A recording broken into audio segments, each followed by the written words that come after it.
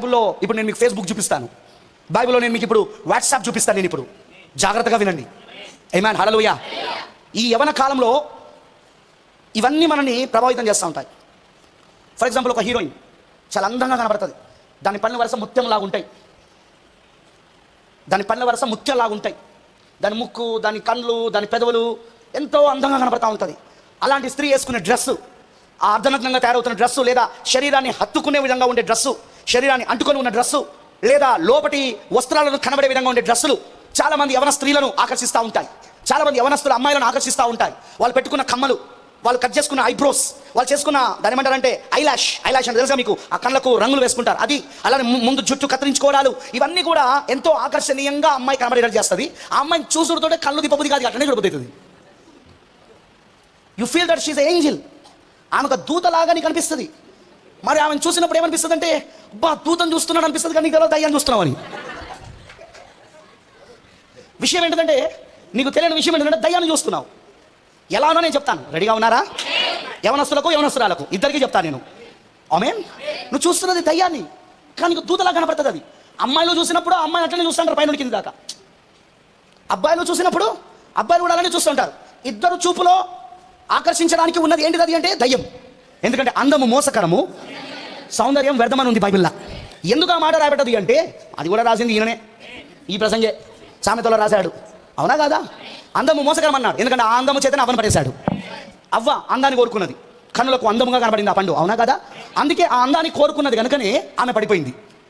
అందము మోసము, సౌందర్యము వ్యర్థము. ఏ అందము? కృత్రిమమైన అందము. నువ్వు కృత్రిమంగా తయారు చేసుకుంటున్నావు చూడు.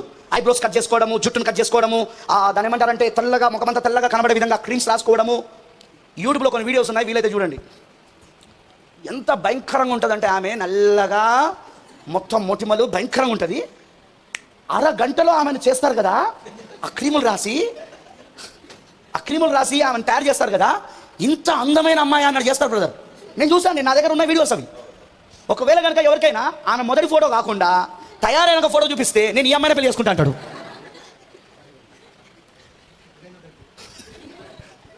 ముసుగు తీయబడ్డాక యాకోబులు ముసుకేసేగా, ఈమె కూడా మేకప్ అని ముసుకేసుకున్నది. పెళ్ళైనాక తెలుస్తుంది అప్పుడు. రియల్ నేను చెప్పేది. ఈరోజు మేకప్ ఎంతగా ఉందంటే, మనం అనుకుంటాం ఆ హీరోయిన్స్ని చూసి, తర్వాత వాళ్ళు ఎవరో ఆ టీవీ సీరియల్ని చూసి వీళ్ళు ఎంత అందంగా ఉంటారో, ఎంత బాగుంటారో అని మనం అనుకుంటాం. కానీ వాళ్ళ మేకప్లు తీసేస్తే, దీనికంటే నేను బాగున్నాను కదా అంటావు. సిస్టర్స్, నేను మీ గురించే చెప్పేది, దీనికంటే నేనే బాగున్నాను కదా అంటావు. అంత దరిద్రంగా ఉంటారు వాళ్ళు. అందము, కృత్రిమమైన అందము మోసం అని బైబిల్ చెప్తా ఉన్నది. కృత్రిమమైన అందము ఈరోజు చాలా మందిని ఆకర్షించేది. అందుకే స్త్రీలు కూడా కృత్రిమమైన అందం కోసమే ఆకర్షించబడతా ఉంటారు. అమ్మాయిలు ముఖ్యంగా కృత్రిమమైన అందము, ఆ స్టైల్గా తయారు వచ్చిందనుకో, ప్యాంట్ వేసుకొని షర్ట్ వేసుకొని వచ్చిందనుకో, అది చూడడానికి ఎంత బాగా అనిపిస్తుందో. అది బా, నాకు కూడా అలాంటి ప్యాంట్ ఉంటే ఎంత బాగుండు, మా నాన్న నాకు అలాంటి ప్యాంట్ షర్ట్ ఇప్పిస్తే ఎంత బాగుండు. కానీ బైబిల్ ఏమంటుందో తెలుసా? ద్వితీయోపదేశ కాండంలో, పురుషుని వేషము స్త్రీ ధరించుకున్నాను, స్త్రీ వేషము పురుషుని ధరించుకున్నాను, అది యెహోవాకు హేమై ఉన్నది. స్త్రీ వేషము పురుషుడు ధరించుకోవద్దు, పురుషుడు వేషము. That's right.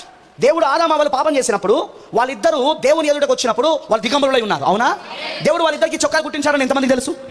ఒక గొర్రెపిల్లను చంపి ఆ గొర్రెపిల్ల చర్మమును వాళ్ళిద్దరికి చొక్కాలుగా కుట్టించారు. వాళ్ళిద్దరికి డ్రెస్ చేశాడు. అవునా? కానీ ఆడపిల్లకు ఒక రకంగా, మగవాడికి ఒక రకంగా చేశాడు ఆయన. అందుకే ద్వితీయోపదేశ కాండంలో స్త్రీ వేషం పురుషుడు ధరించుకోవద్దు, పురుషుడు వేషము స్త్రీ ధరించుకోవద్దని చెప్పాడు ఆయన వాక్యంలో. కానీ ఈరోజు మనం చూస్తే స్త్రీలందరూ పురుషుని దుస్తులు వేసుకుంటున్నారు, ప్యాంట్ షర్ట్ వేసుకుంటున్నారు, ప్యాంట్ షర్ట్ వేసుకొని తిరుగుతూ ఉన్నారు. పురుషులు స్త్రీల వేషాలు వేసుకుంటున్నారు, లంగా లాంటి ప్యాంట్లు. ఏంటిది పెట్టుకుంటానా? అవునా? చేతికి కడియాలు, ఇది ఇంకా రాలే ఫ్యాషన్, మన దాకా వస్తుంది. ముక్కుకు, నాలుకకు, ఇక్కడ కూడా ఎవరు పూజలు పెట్టుకుంటున్నారు, ఇప్పుడు పోగులు పెట్టుకుంటున్నారు పురుషులందరూ. హాలీవుడ్ హీరోస్ మొత్తం అట్లనే తయారవుతారు. ప్రేమైన దేవుని పిల్లలారా, ఇవన్నీ ఏంటిది అంటే ఆకర్షణ. ఈ ఆకర్షణ మనం ఏం చేస్తుందంటే పాపంలోనికి లాగుతూ ఉంది. వీటికి ఆకర్షించబడడానికి కారణం ఏంటిది అంటే, మనలో ఉన్న హార్మోన్స్ ఒకటి, ప్రభావాలు ఒకటి. మనలో ఉన్న హార్మోన్స్ ఒకటి, ప్రభావాలు ఒకటి. అందుకే ఓ పెద్ద, అంటే నేను ఒక 40-50 సంవత్సరాల వయసులో ఉన్న స్త్రీ ఆ ప్యాంట్ షర్ట్లు వేసుకోవడానికి ఇష్టపడదు. కానీ అదే 16-17-18 సంవత్సరాల వయసులో ఉన్న అమ్మాయి వేసుకోవడానికి ఇష్టపడుతుంది. ఎందుకంటే ఈ అమ్మాయికి హార్మోన్ల ప్రభావం ఉంది, కానీ ఆమెకు లేదు, ఆ ప్రభావం లేదు. అందుకే వేసుకోవడానికి ఇష్టపడదు ఆమె.